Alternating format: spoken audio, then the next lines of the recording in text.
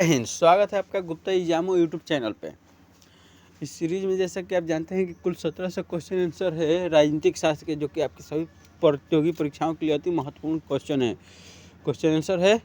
ये ऑनलाइनर है। अभी तक 1400 तक कंप्लीट हो चुका है। अब 1401 से शुरू कर रहे हैं इस आज की क्लास के बाद, और ज़्यादा क्लास नहीं बच जाएगी इसके लिए। इसके बाद स्टार्ट होगा आपका राजनीतिक शास्त्र। तो आज का पहला क्वेश्चन है, 1401 से शुरू हो रहा है। तो आज का पहला है कि भारत के संविधान में अंतर्राष्ट्रीय सुरक्षा को प्रोत्साहन देना कहाँ सन्निहित है। तो है राज्य के नीति निर्देशक तत्वों में। अनुच्छेद 239 क में दिल्ली के संबंध में विशेष उपबंध किए गए हैं। क्यों किए गए हैं? क्योंकि ये राष्ट्रीय राजधानी क्षेत्र है, इसलिए। और है भारतीय संविधान में संशोधन होता है धारा 368 के अनुसार। भारत में मताधिकार के लिए कितनी आयु सीमा निर्धारित की गई है? तो न्यूनतम आयु सीमा है जो 18 वर्ष, और मैक्सिमम की कोई निर्धारण नहीं की गई है। मैक्सिमम के लिए कोई निर्धारित आयु सीमा नहीं है। नेक्स्ट है, भारतीय उच्च न्यायालय के मुख्य न्यायाधीश की नियुक्ति कौन करता है? तो करते हैं राष्ट्रपति। अनुच्छेद 243 में पंचायती राज नगरपालिका का गठन और इसके अन्य उपबंध दिए गए हैं। भारतीय संघ की राष्ट्रभाषा क्या है? तो है हिंदी। लेकिन राष्ट्रभाषा अभी तक भारत की कोई भी नहीं है।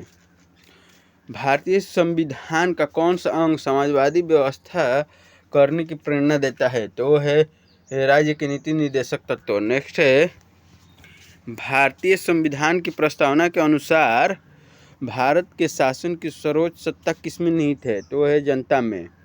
क्यों? क्योंकि जो संविधान को अंगीकार किया गया था वो किया गया था भारत की जनता के द्वारा, इसलिए।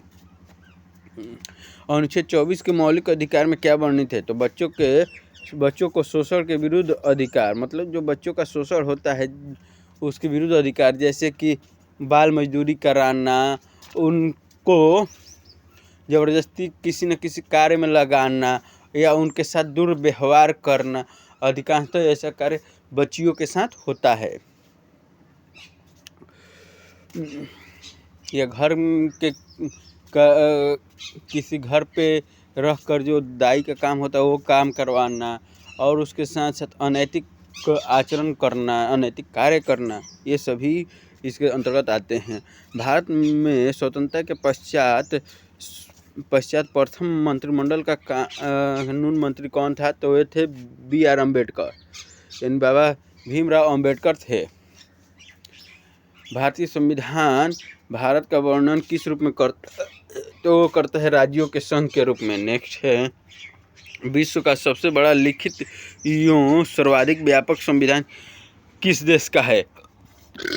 जय श्री। तो है भारत का। नेक्स्ट है, जब राष्ट्रपति और उपराष्ट्रपति दोनों पद खाली हो तब उनके काम को कौन करेगा?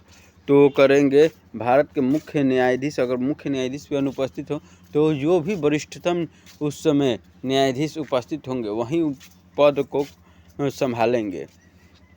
किस अधिनियम द्वारा भारत के गवर्नर जनरल को अध्यादेश जारी करने की शक्ति प्रदान की गई है? तो की गई है भारतीय परिषद अधिनियम 1861 द्वारा। भारत का राष्ट्रीय पक्षी क्या है? तो मयूर है। और बिहार का राजकीय पक्षी पूछे तो है कोयल। नेक्स्ट है, भूतपूर्व सांसदों को पेंशन व्यवस्था कब लागू की गई थी? वो की गई थी 1976 में। नेक्स्ट है, मुख्य सतर्कता आयुक्त की नियुक्ति कौन करता है? तो करते हैं राष्ट्रपति। लोकतंत्र का कार्य संचालन किसके अभाव में असंभव है? तो है राजनीतिक दल। राजनीतिक दल के अभाव में लोकतंत्र का जो कार्य है वो असंभव है, क्योंकि जब तक सत्ता और विपक्ष दोनों न रहे तब तक अगर सत्ता में है लेकिन अगर विपक्ष में कोई न रहे सरकार के कामों पे आवाज़ उठाने वाला, तो सरकार क्या हो जाती है? तो तानाशाही हो जाती है। उसको जो मन करेगा वो करेगी। इसीलिए लोकतंत्र में पक्ष और विपक्ष दोनों का होना बहुत ज़रूरी होता है। मौलिक अधिकारों का निलंबन कौन कर सकता है? तो वो कर सकता है संसद। मौलिक अधिकारों में संशोधन का अधिकार किसको है? तो है संसद को। अनुच्छेद और मौलिक अधिकारों का संरक्षक कौन है? तो है सुप्रीम कोर्ट या सुप्रीम कोर्ट और हाई कोर्ट। अनुच्छेद 153 से 162 में राज्यपाल की नियुक्ति तथा अधिकार की वर्णन की बात की गई है।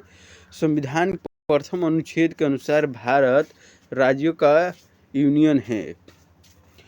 राज्यसभा में 1/3 सदस्य प्रत्येक कितने वर्ष के पश्चात सेवानिवृत्त होते हैं तथा नए 1/3 सदस्य उनका स्थान लेते हैं? तो है 2 वर्ष।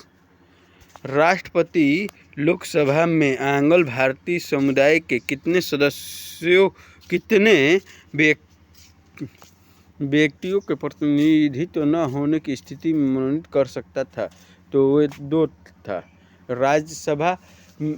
लोकसभा में 2 और विधानसभा में 1 था, लेकिन इसे अब समाप्त कर दिया गया है क्योंकि ऐसा लगता है कि अब आंग्ल भारतीय की जो संख्या है लगभग वो समाप्त हो चुकी है। इस कारण से इनकी जो सीटें हैं मनोनीत करने का उसको समाप्त कर दिया गया है। नेक्स्ट है, लोकसभा में किसी विधेयक को धन विधेयक के रूप में कौन प्रमाणित करता है? तो उसको प्रमाणित करते हैं लोकसभा अध्यक्ष। कि ये धन विधेयक है या नहीं है, इसका निर्णय कौन करता है? तो उसका निर्णय करते हैं लोकसभा अध्यक्ष। नेक्स्ट है, विधान परिषद की एक वर्ष में कम से कम कितनी बैठकें होना आवश्यक है? तो है 2। अब वो विधान परिषद हो, विधानसभा हो, लोकसभा हो, राज्यसभा हो या पंचायत हो, ये इन सभी का कम से कम वर्ष में 2 बैठकें होना आवश्यक है। जब बिहार से संबंधित एग्जाम हो तो उसमें पंचायत से संबंधित क्वेश्चन आना अनिवार्य होता है। 1946 का कैबिनेट मिशन 3 मंत्रियों से गठित था। कौन इसका सदस्य नहीं था? तो ये थे लॉर्ड एमरी। संयुक्त संसदीय समिति के कितने सदस्य होते हैं? तो 45। नेक्स्ट है, कोई विधेयक धन विधेयक है या नहीं, इसका निर्णय कौन करता है? तो लोकसभा अध्यक्ष। अभी हम पिछले क्वेश्चन में ही बताया कि लोकसभा अध्यक्ष ही कोई विधेयक धन विधेयक है या नहीं उसका निर्णय कौन करता है? तो लोकसभा अध्यक्ष ही करते हैं। अनुच्छेद 331 में लोकसभा में आंग्ल भारतीय समुदाय के प्रतिनिधित्व का वर्णन था, लेकिन अब इसे क्या किया गया है? तो इसे अब समाप्त कर दिया गया है, अब इसको ख़त्म कर दिया गया है। नेक्स्ट है, अनुच्छेद 281 वित्त आयोग के गठन की सिफारिशें करता है।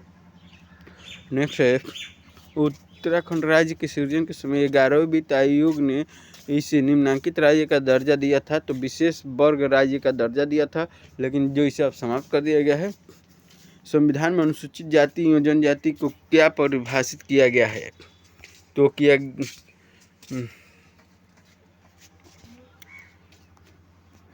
सर्वोच्च न्यायालय के जजों का वेतन किस से आहरित होता है? तो है संचित निधि से। किससे मिलता है? तो मिलता है संचित निधि से। सर्वोच्च न्यायालय ये के जो जज हैं उनका जो वेतन है वो कहाँ से मिलता है? तो संचित निधि से मिलता है। संविधान सभा का अस्थायी अध्यक्ष कौन होता है? कौन बना? तो बने थे सच्चिदानंद सिन्हा। भारतीय संविधान को किसने बनाया? तो संविधान सभा ने बनाया। नेक्स्ट है,